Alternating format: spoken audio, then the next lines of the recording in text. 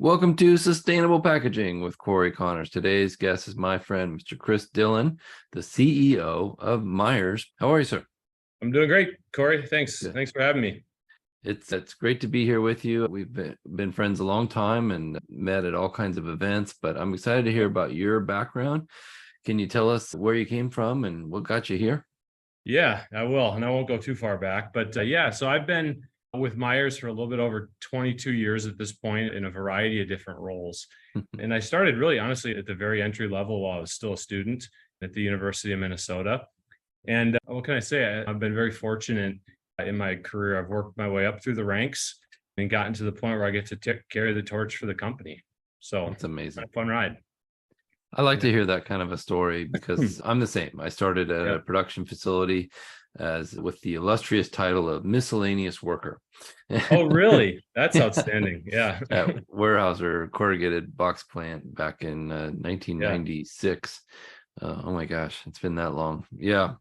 Yeah. So what led you to this business? This is part of your family, right? If I recall.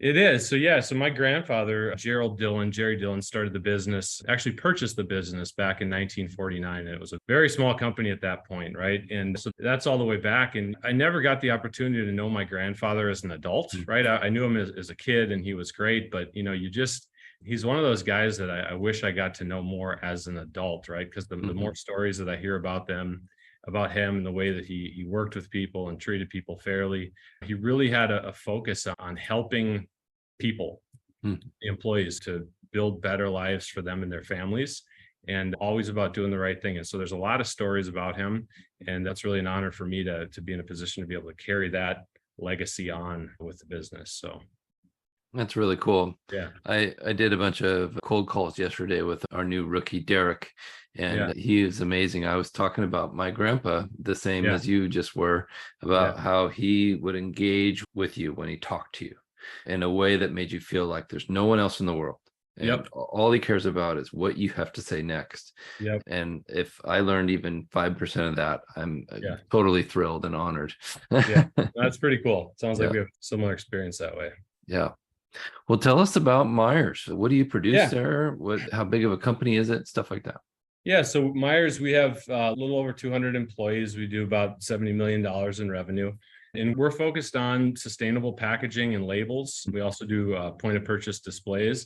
And we even, it's probably less relevant on your show here, but we even get into printed electronics, which we do a little bit differently than most people. So that's another product line of ours. And so anyway, we're a third generation family owned business. We like to think of ourselves as kind of it's a term that we use, a Goldilocks size company, right? Sort of just right.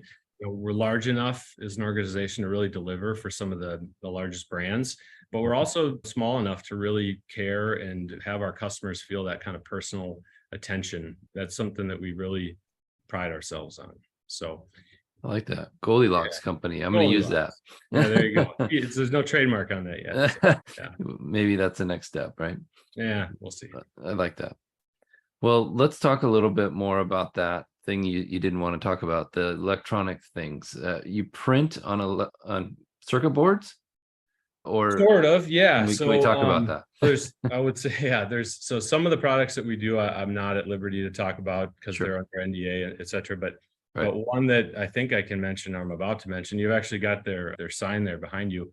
If you're in the unfortunate position to find yourself in a scenario where you've got an EKG monitor, or maybe it's preventive and it's not a bad thing, but we actually print the conductive leads that go on those EKG monitors, right? And that was one of our early projects that we took on, and we've since expanded that into some other areas, aerospace adjacent, right? And there's just a ton of growth that should be happening there in the years to come. So oh, cool. That's neat. Yeah. People don't think about a lot of this medical supplies and things like that are just used in procedures, and the medical packaging industry is really its own animal, and struggling to find sustainable packaging because all of it is, well, almost all of it is single use. It's all clean room or medical grade, which is even more difficult sometimes. Yeah. That's something we've talked about quite a bit on the show, but that's so cool that we can look down at our chest if we're getting one of those and say, oh, that maybe that's from Chris. Yeah. Probably. Yeah, probably is. Yeah. Neat.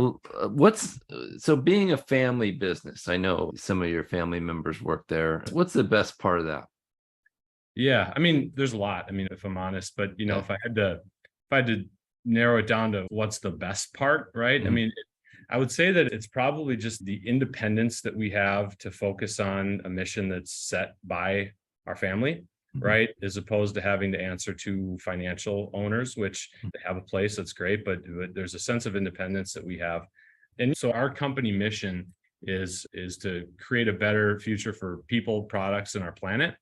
Yep. And that's something that we get to really follow closely and think about every step of the way. And so that's probably my favorite part of having a family business. Also, it's kind of cool to have a family business just as a family thing. It's like stuff can come up every once in a while, or there's a little bit of Thanksgiving dinner stuff, arguments, if you will. But actually, for the most part, it really helps bring the family together, and it's a lot of fun. My cousin Michael, who I work very closely with in the business, he and I, since he joined the business, have been. We get to see each other every day. I mean, how cool is that? What an honor. What a fun experience. Michael was one of my first podcast guests about a year and a half ago. So give him my best when you see him. I sure will.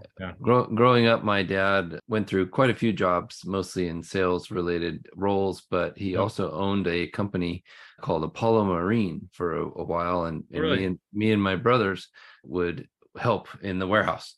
And I remember that even as a young child, probably wouldn't be allowed to do this today, but assembling parts. And we used to drive around the hand truck together and stuff like that. But after hours, of course. But it was fun. You're right. It's fun to have a family business and be a part of that. Yeah, for sure. For sure. Well, Meyers, I should say, has made some huge steps forward to more sustainable packaging options. Can you talk to a couple of those projects, or maybe one? Yeah. So a few of them. One recent one that comes to mind is a product that we did for Ulta. It's a purse spray, right? And being maybe not the target audience for that, I'm thinking like, why do people spray things in their purse? Well, no, it's like a perfume, or a EDT, I think, as they call it in the biz. And so they had been doing it. It had a pearlescent finish to it. And the way they had been doing that is they were printing it and then putting this pearlescent laminate over the top of it. And they had experimented with a few different coatings to try and get that similar look, but it just didn't carry sort of the premium feel that they were looking for with this product. So we were able to work with our vendors to put together a coating that allowed them to ditch the laminate that, of course, wreaks havoc in the recycling waste streams, and replace it with a coating that has really a nice pearlescent feel to it. And it won a sustainable packaging award. And I probably should have the organization that awarded it handy, but I don't. So that was one. Another one I think is kind of cool, and this goes back a little ways, but we've been a supplier for Microsoft for a number of years now. And we were pretty instrumental in the early days of getting them to switch from plastic gift cards to paper gift cards, right? And a lot of these cards, they're one-time use, right? You pick it up, you punch in the code on your Xbox or what have you, and then then you pitch it.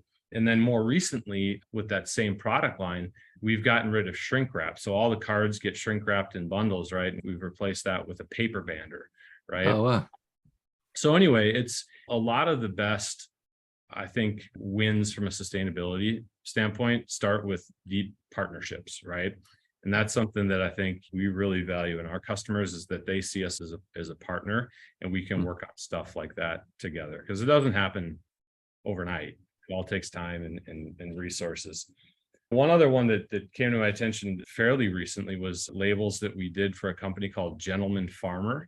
It's kind of a men's grooming brand, kind of a cool up and coming brand. And we made the labels from them that they're plastic labels, but they're made from forest products. So it's renewable, regenerative plastic.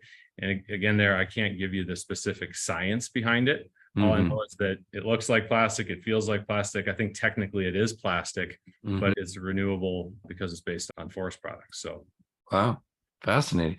And I remember when Michael was on, we talked about hotel key cards. That is a big part of your business, that you do paper. instead of plastic. So that sounds like the Xbox thing as well. Very similar. Yeah. And that's based on, and that's not a big part of our business. That we've kind of had starts and stops on that, if I'm being honest, right? Sure. We first rolled it out, I think it was in like December of 2020, and then hotels basically shut down, right? So that put kind of a kink in that. And it's been slow to adopt, but we're starting to see a little bit of traction on that. That's great. Yeah. I think that's a simple solution to a problem that affects anyone who travels. And I think because you always feel bad, you use it once, and then maybe I like to leave them on the desk when I leave, in hopes that they'll program them for someone else. But who knows? I think the reality of it is that doesn't happen very often, right? And I have good intentions as well, and I try to do that, but I can't tell you how many times I land in MSP here in Minneapolis, and it's like, oh man, my room key. Oh well. So let's talk about Minnesota. What kinds of things y'all do there for a good time? Well, in the summer, there's a lot. I mean, everybody thinks of Minnesota as being cold and dreary, and yeah, true, it's cold in the winter. There's really no getting around that. But it's land of 10,000 lakes. I think it's actually closer to like 14,000 lakes, right? Wow.